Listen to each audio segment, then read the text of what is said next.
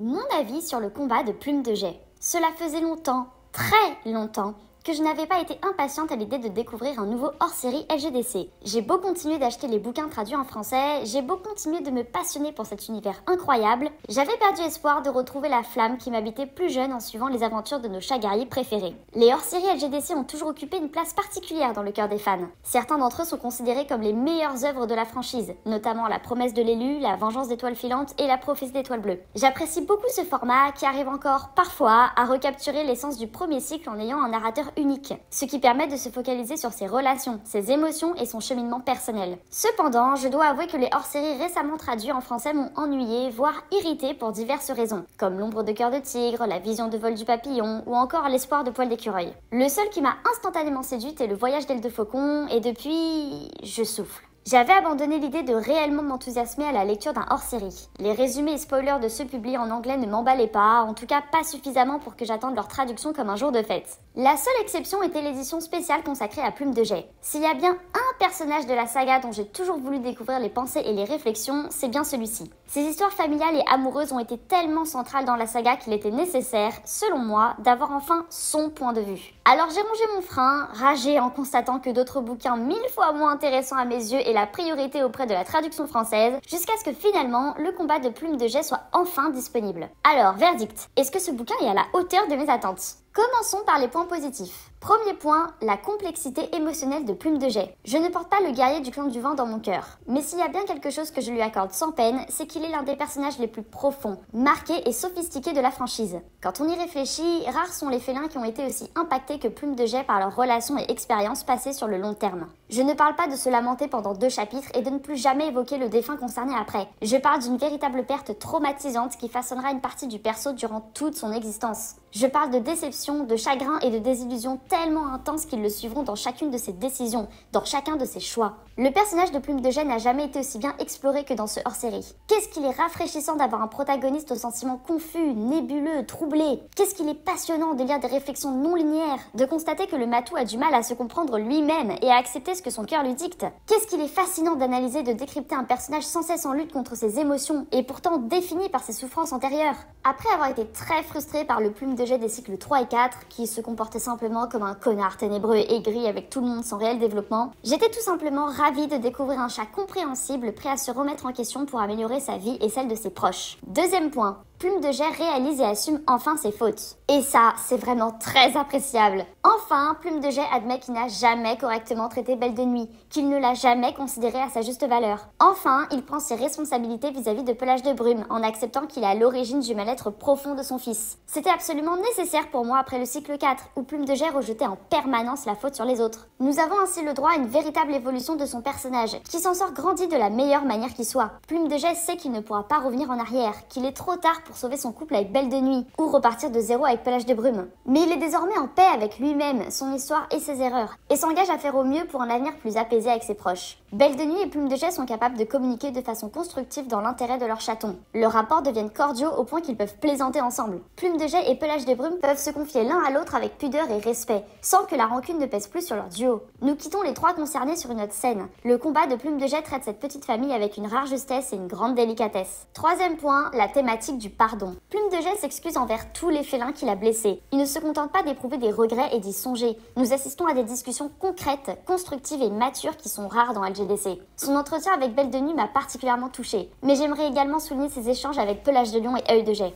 Si le premier accepte de pardonner Pelage de Brume et Plume de Jais, en précisant toutefois qu'il verra toujours Étoile de Ronce comme son véritable père, le second refuse de faire table rase du passé. Œil de Jais spécifie qu'il en voudra toujours à son demi-frère d'avoir tenté de tuer Pelage de Lion durant le dernier espoir. Et ça, les amis, que c'est plaisant à lire. Car oui, personne ne devrait être forcé de pardonner quelqu'un qui lui a fait du tort. Une nouvelle fois, j'ai adoré que ce livre mette en avant les différentes réactions qu'on peut rencontrer lors de telles confrontations et qu'elles soient toutes présentées comme valables et justifiées. C'est criant de réalisme, tout en véhiculant de bons messages. Quatrième point, toutes ces relations amoureuses prennent sens. Un autre excellent point de ce livre, c'est qu'il nous offre une vision beaucoup plus complète de la façon dont Plume de Jais a perçu et perçoit les 3 compagnes qu'il a eues. S'il a conscience de n'avoir jamais aimé Belle de Nuit comme Feuille de Lune et Jolie Plume, il l'admire, reconnaît ses qualités et tient à elle d'une certaine manière. Il éprouve même de la jalousie en la constatant proche de Nougat, révélant une certaine possessivité envers celle qu'il a longtemps considérée comme sa partenaire. Plume de Jais lui proposera de remettre le couvert, tout en sachant pertinemment que cela ne le mènera nulle part, ce que Belle de Nuit lui répondra d'ailleurs. Le constat offert est très intéressant. Bien que Plume de Jais ait utilisé Belle de Nuit pour prouver sa loyauté au clan du Vent, il ne lui était pas totalement insensible. Il tient à elle, mais pas suffisamment, pas comme elle l'attendait. Belle de Nuit ne pouvait simplement pas succéder à ses amours passés, pas parce qu'elle ne le méritait pas, mais parce que Plume de Jais n'était émotionnellement pas disposé à aimer de nouveau et qui n'étaient pas faits pour être ensemble. Je trouve absolument génial qu'ils aient pu en discuter à cœur ouvert. C'est sans conteste l'un des échanges les plus sains et matures de la franchise. J'adore leur dynamique de parents divorcés, c'est tellement inhabituel dans LGDC que ça mérite vraiment d'être encensé. Le combat de Plume de Jais donne enfin au couple Feuille de Lune Plume de Jais la dimension qu'il lui fallait pour être pris au sérieux par de nombreux lecteurs, sans pour autant dévaloriser sa romance avec Jolie Plume. Prends-en de la graine, Light in the Mist. Nous comprenons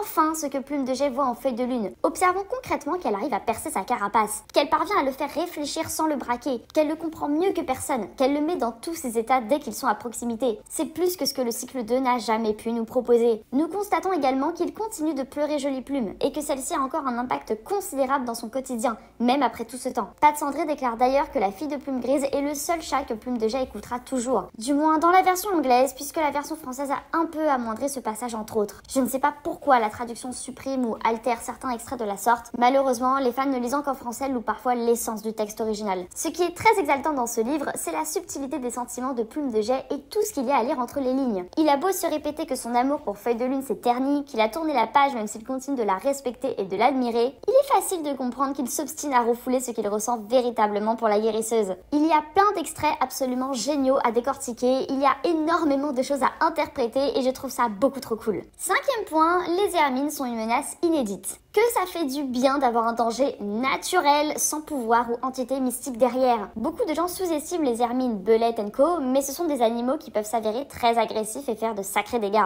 6e point, le couple œil de Musotis, pelage de brume. J'admets que leur père me laisse indifférente, je la trouve sympathique mais sans plus. Cependant, j'ai vraiment apprécié le parallèle que fait Plume de Jais entre sa propre situation et celle de pelage de brume. En songeant que leur camarade ne questionnerait plus la loyauté de son fils s'il avait des chatons avec une guerrière aussi respectée qu'œil de Musotis. Ce gros clin d'œil sur la façon dont il s'est mis en couple avec Belle de Nuit a été bien placé par la narration. Passons maintenant au point négatif. Premier point, la prétendue rédemption de Pelage de Brume. Pour moi, c'est le gros point négatif de ce livre. D'un côté, je trouve chouette qu'il ait le droit à une seconde chance. De l'autre, Pelage de Brume change beaucoup trop brusquement en profondeur pour que cela soit crédible. Durant 2 cycles complets, nous avons découvert un félin négligé plein de ressentiments, de colère et d'amertume, consumé par la rage et le désir de vengeance. Pour rappel, il est l'un des rares guerriers vivants à s'être battu jusqu'au bout aux côtés de la forêt sombre. Il a tenté de tuer Pelage de Lion dans le dernier espoir, mais aussi Pavot Gelé, alors qu'elle était enceinte, et Œil de Jais dans la 4e apprentie. Dans le silence d'Aile de Colombe, Pelage de Brume ne semble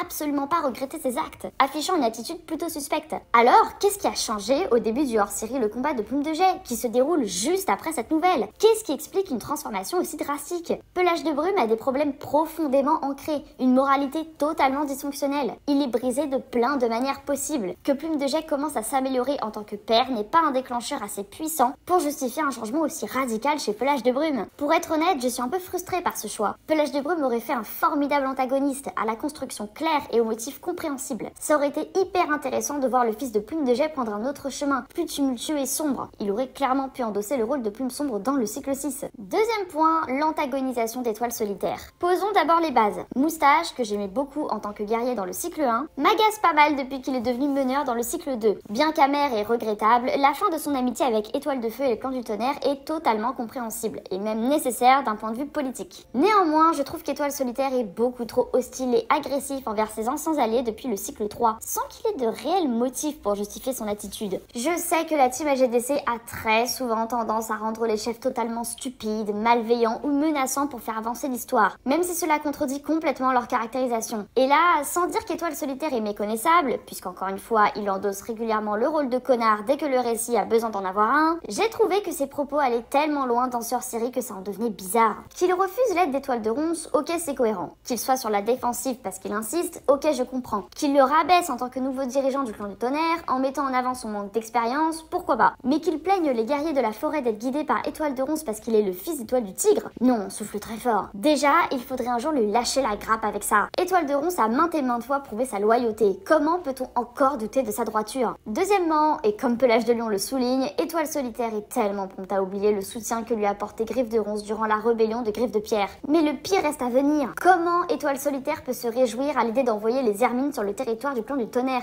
alors que Nuage de Plume vient d'être grièvement blessé à cause d'elle? Comment peut-il jubiler en imaginant que des innocents puissent périr, tout ça par orgueil déplacé? On est sur quel niveau de cruauté là? Bref, j'ai trouvé que l'antipathie d'Étoile Solitaire à l'égard du clan du Tonnerre était trop intense dans cette histoire. J'aurais préféré quelque chose d'un peu plus raisonnable et complexe. En conclusion, comme vous l'aurez compris, j'ai globalement adoré ce hors-série. Je ne pense pas qu'il plaira à tout le monde puisqu'il se focalise sur le cheminement émotionnel et relationnel de Plume de Jais, en délaissant les grandes aventures pleines de rebondissements. En effet, ce livre est plutôt léger en termes d'intrigue et c'est un parti pris. Je trouve qu'il aurait fallu alterner entre le point de vue de Plume de Jais et celui de Pelage de Brume, afin de mieux comprendre le cheminement de ce dernier. Sa transformation est trop brutale et radicale pour qu'elle soit crédible. Et c'est vraiment dommage étant donné que sa rédemption est l'enjeu principal du bouquin. Vous n'êtes évidemment pas obligé de partager ma réflexion, mais le respect et la courtoisie sont attendus en commentaire. Et toi, t'en penses quoi?